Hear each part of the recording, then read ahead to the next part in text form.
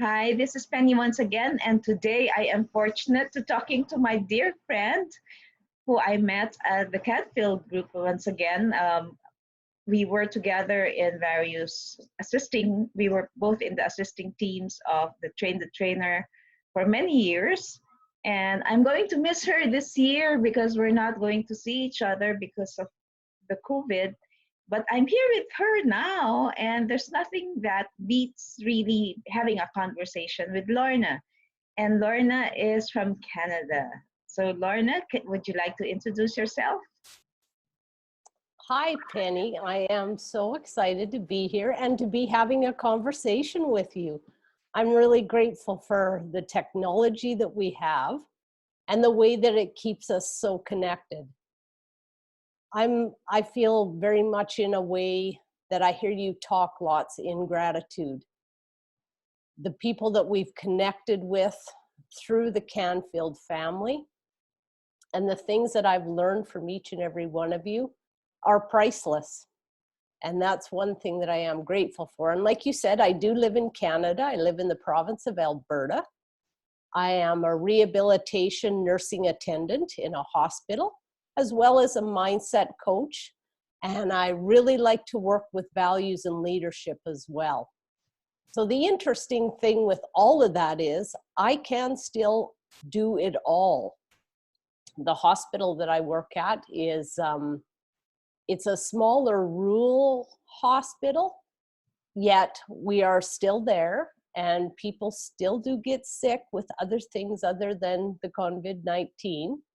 So it still allows me to go there and support them in the best way that I know I can.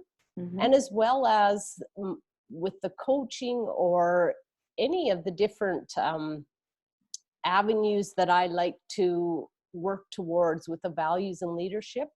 That's the great thing about technology is we can still do it on these ones. So thank you so much for having me. And I'm excited to have this conversation with you. You mentioned, Lorna, that you work in a rehabilitation center, therapy center. Aren't you required to help out in this COVID thing? It's interesting what's happening right now because in the unit that I'm in, it has people come into it that are orthopedic or active rehabilitation. And currently right now, what they've done is they're holding off on taking any new patients into it. And the ones that we have or had in it in the last couple of weeks, the team of orthopedics, the occupational therapists and the physiotherapists have got those people in a place where they're good enough to get them home with their families. And we were down to just one when I left on my days off a couple days ago. And that person was moved into the acute unit. That opened up a whole unit in the hospital that can be used for, like I said, we're a smaller rural hospital, but that unit can be utilized in a way if the bigger hospitals fill up in capacity. And if they need more beds, like we just currently had somebody that came as an acute patient, not with COVID, but as an acute patient from another facility, just to keep them safe and away from what's going on. So that's kind of what we can do in the smaller rural hospitals. Mm-hmm. And it feels good to be able to help out in that way and support the bigger centers. I'm glad you mentioned that because I was just reading in one of the thousands of Viber groups now in on the phone, whether it's Viber or WhatsApp or Telegram groups that we have, wherein a father, her father was suffering another illness. It's not COVID, and there were no hospitals that will take him in because you can't even go to the emergency room. They turn away other patients. It's that's so awful. So Yeah, and what would be best for patients who are not COVID? Where can they go? what they've done in most of the Alberta Health Services facilities is if a person enters into it, or if a person, first of all, if a person has any of the symptoms, they've set up a call number that Mm-hmm. people can call to. And when they call and describe their symptoms, the call center sets them up to go into a specialized clinic where they can be swabbed and tested. Oh. And from there, then they can be, whatever the outcome of that is, Mm-hmm. then if it's something that needs to be treated, they can come to the hospital. And even at the hospital again, they're actually assessed again before they ever come in. Basically, the front doors has an assessment set up Mm-hmm. at the front doors just to make sure and check so that it's not brought into the facilities. And that's what has happened, like I mentioned, with the one person that was transferred to us. He, the condition is quite acute, quite a chronic acute condition. And for his own safety, he was in a larger center, and that's where they transferred him out to us because we are clean and clear right now of the convid. So that keeps him in a safer space for sure. Okay, that's the first world country detection protocol. Um, I have to say this: we are in a third world country. We're waiting for more test kits. We're waiting for more test kits from other countries as well because we don't have our own. And there are 108 million Filipinos, 108 million Filipinos all across the archipelago of the Philippines. So we have to learn from what you're doing. Maybe the smaller health centers and smaller clinics can help out as well.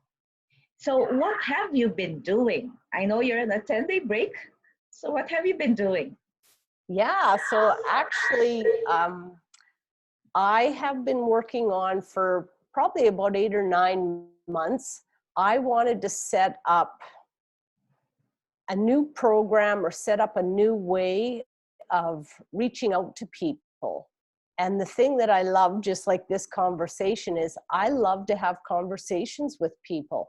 And I love to support them in ways that are inspiring and give them tools that they can use to move themselves forward in life. And interesting enough, as I was, putting all my ideas of what I saw and my vision of it and how it would be down, this time presented.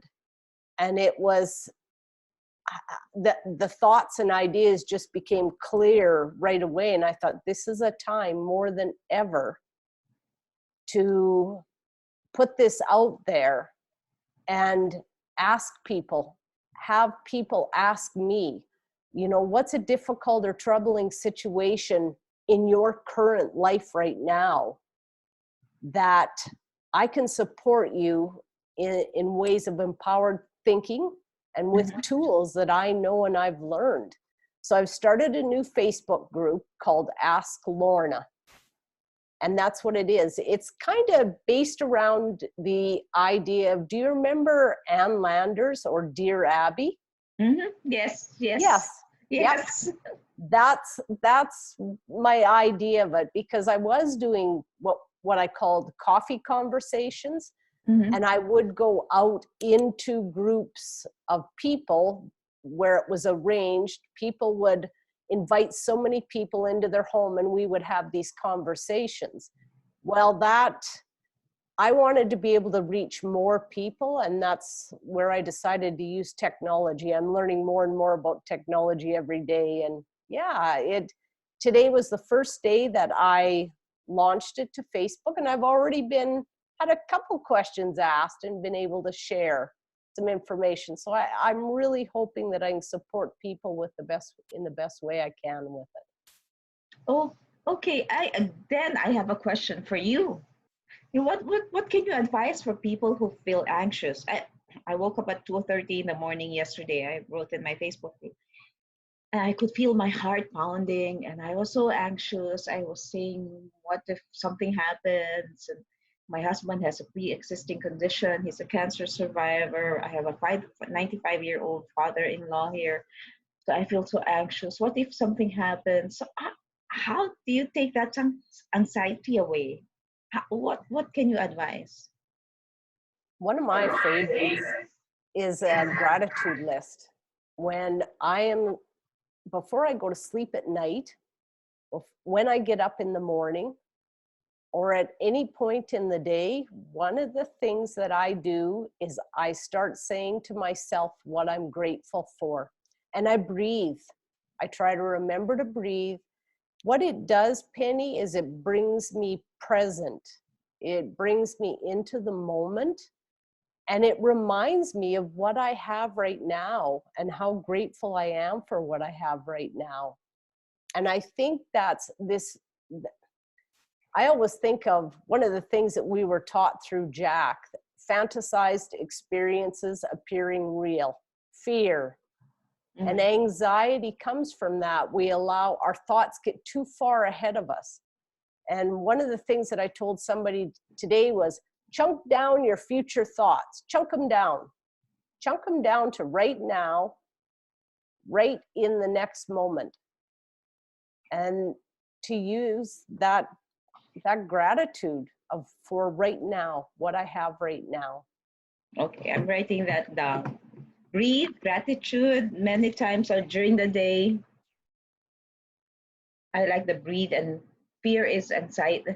Fear is fantasized experience appearing real. Yeah.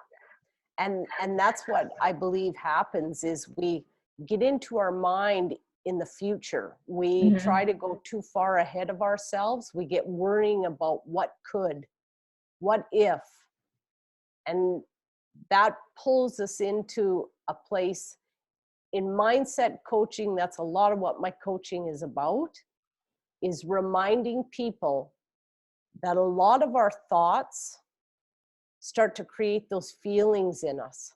Mm-hmm. And when we recognize the feeling and acknowledge the feeling, it reminds us of the thought that we had that brought us there. One of my mentors, one of her most famous quotes was, "A thought is just a thought, and a thought can be changed." And I use that a lot with myself when I catch myself in those feelings of possibly feeling angry or frustrated or anxious. And when I catch myself in them, that quote comes to me all the time, because it reminds me, this feeling reminds me of what I was thinking that created that. I like that. I can change that. I like that. A thought is just a thought, and a thought can be changed. Yes. That was Louise Hay. Oh, yeah. Okay. I was going to put CTTO. Credit to the owner. Is that what it means? Oh, yeah. No, that belongs to Louise Hay. She was my first mentor in self-development. Oh, okay. I loved her. I thank you for your advice on anxiety, because a lot of people are feeling anxious now. You know, we've been on lockdown for the past, started counting 14 days, 2 weeks. The last time I was out was a weekend that I had a staycation with my family, with my two children and my husband, and then they announced total lockdown. And now that people are feeling anxious, but there are some, I tell you, I was talking to my students, they're feeling bored. Two of my students were saying, "Miss, I'm so bored. I'm bored.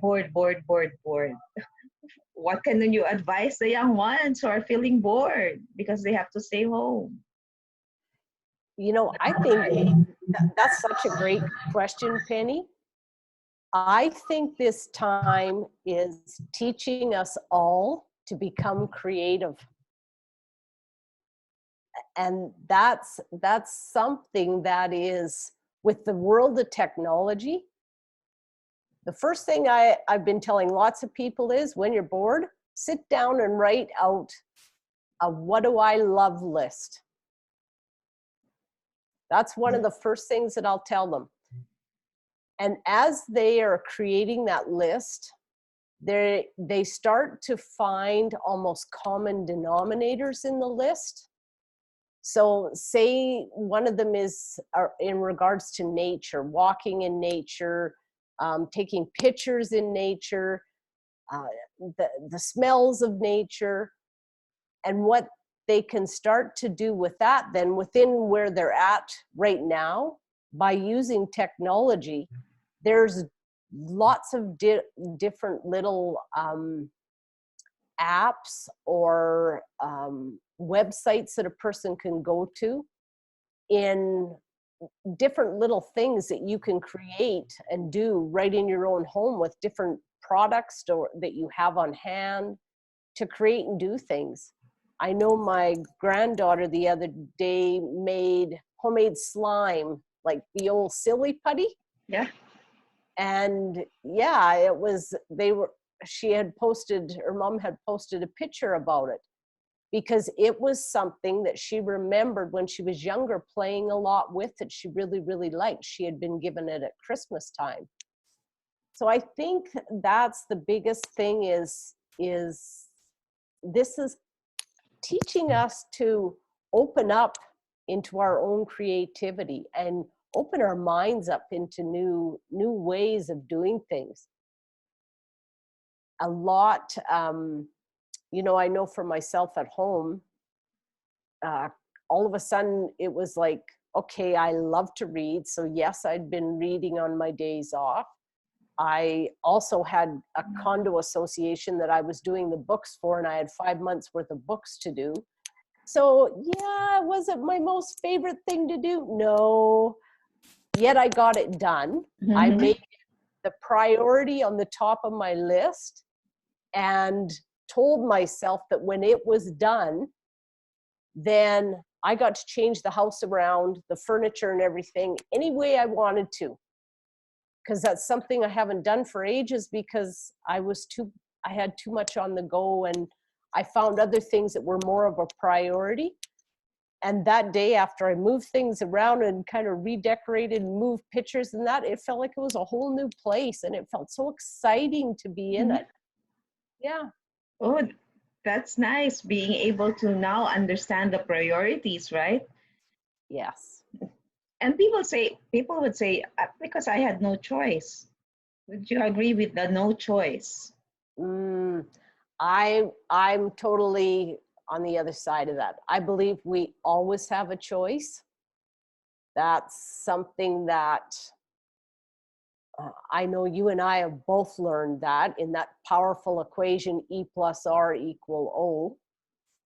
And if I'm sitting around bored, it's the way I've chosen to respond to the time. Even my neighbor right now had just returned from Mexico and has been in self-quarantine for 14 days. And it's like her, even though she can't go out and about, on sunny days here, her deck is about 30 feet away from me. I see her bundled up in her warm coat, and she's got her coffee, and she's pulled a lawn chair onto her deck, and she's just sitting right there, watching the people, listening to the birds. It's a choice she made. She could have stayed closed in, and which, who knows what that could have brought for her. But just sitting in nature, she looked so peaceful and so relaxed out there. And I just remember thinking, wow, what a great way to respond in the event that has just occurred for you. So yeah, we always have a choice. We always have a choice. I love that. I know we learned about that, and that's something that people have to always remember. We always have a choice. Being bored is your choice, and being productive is a choice as well. Yeah. So I hope that, you know, this lockdown that we have, it will go on until April 14, and we don't know if it will continue after that. Hoping it won't, but we really don't know. So we have a choice to do the things that are important to us at this unprecedented event in our lives. Absolutely. So Penny, what have you been doing? You've been kind of locked down longer than I know we have here. So what have you been doing to keep yourself busy? Oh, interviewing people who I know around the world. and I think and that's I did mention to you that we've been together for a long time in many of the assisting team meetings, and we run around and we run with the mics or close the door or shut down the door or the lights and everything when we do TTT. But never did we have a real conversation, right? So this is the first time that we're having a conversation. So one thing I did, I tell you, I'm very proud of myself. I'm very proud of myself because in the Philippines we have household help. So my household help had to go home because her father was sick. Um, so she's not here because of the lockdown, and I had to clean the bathroom. I said it was really getting dirty. I said, no, I have a bad back. My knees are hurting. I'm not cleaning the bathroom. I couldn't stand it. I cleaned the bathroom. Things that I take for granted because you do. We don't do that. We have someone else to do it. Now I appreciate the help that we have, and my husband and I we were just conversing that we can do without household help. So things that we learn, simple things. Appreciate. I did say in my morning post, I'm grateful that I am awake. I'm grateful that I attended that 7:30 a.m. Online mass. I'm grateful that we're awake, food on the table. Same thing as you, gratitude Yeah, every day. absolutely. You Oh, know, and that's such a big thing right now, because one of the things that I've found myself saying to a lot of people is this time is bringing each one of us back to the real, what's really important to us. and now that we see that the people that we took for granted, the people in the supermarket, the people in the pharmacy, the people who collect our garbage, the people who deliver our food, whether we use Uber Express, Uber Foods, here it's Grab. The things that we thought for granted are menial jobs are very important jobs. And without them, for us, where's the food? Because we can't even go out. Only one member of the household can go out. Yeah. So many things, It priorities. it really does. It's like in a hospital setting. The one thing that I will remind lots of my coworkers or people is it takes each and every one of us to make that hospital a whole, right down from um, your maintenance people, the cooks in a kitchen, your housekeeping, you know, and I know those are names that I use for them, but it's not just about a doctor or a nurse. It's about all the people that make that facility function, and reminding myself every day I go that if they weren't there, I may not have my position. I'm pretty sure that I wouldn't have that position, because it takes us all to make it work. And we're all in this to be your hospital. Everyone is important. Yeah, yeah, absolutely. So, Lorna, is there any other advice that you can give to people all around the world? I like your mind. You're a mindset coach. Uh, what can you advise us, humanity? So it's not just in the Philippines. It's not just in Canada. I've reached out to people in South Africa, in Ghana, our friend Catherine, and other people. It's everywhere. So, what can you advise humanity at this time of this crisis? I think the biggest thing, Penny, that I think of every day for myself is if each one of us were very mindful in the way that we choose to respond. And like you and I just talked, we always have a choice in every event that comes along. And stay present, because I believe a lot of the fear and anxiety right now are our thoughts going way into the future, next week, next month, next year, what's going to happen. And we do, it creates a place of anxiety. We become scared because that's kind of sometimes how we've been programmed, is to go to the negative. There's a lot on the TV and social media right now, and that's another thing that I tell people. It's okay to stay connected and current, but there is a lot of information there, and the biggest thing that I say is just stay connected with you right now. Be responsible for you and what you know that you can do, what choices you can make to keep you whole and healthy. Stay connected with you, with yourself. Yes. I love that. Be I mindful of mindful. your actions and your choices. Yeah, I love it. And gratitude. You know that as well as anyone else. That place of Always. gratitude. Yes. Okay, thank you so much, Lorna. I know it's the end of your day. It's the start of my morning. I'm grateful that I have work today. I'm having 3 or 4 coaching sessions, paid coaching sessions. So I'm glad that I still have work. I'm grateful for that. I'm grateful to have a friend like you. And even though we won't see each other next year and this year, there is always next year. And there's always technology. Absolutely. I was just going to say that. We one thing that we're never certain about is tomorrow. So who knows when we may see one another again.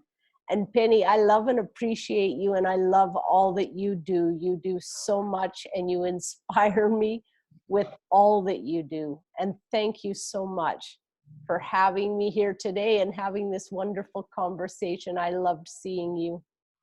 And I love you too. I love working with you and the whole Canfield community. And as you said, you know, today, be present at the moment. Today is a gift. Today is the present, and the present is a gift. So let's be appreciative of the gift that we have. So Absolutely. I love thank, that, Penny. thank you, my dear friend. Thanks, And Penny. Stay well. stay safe, stay home.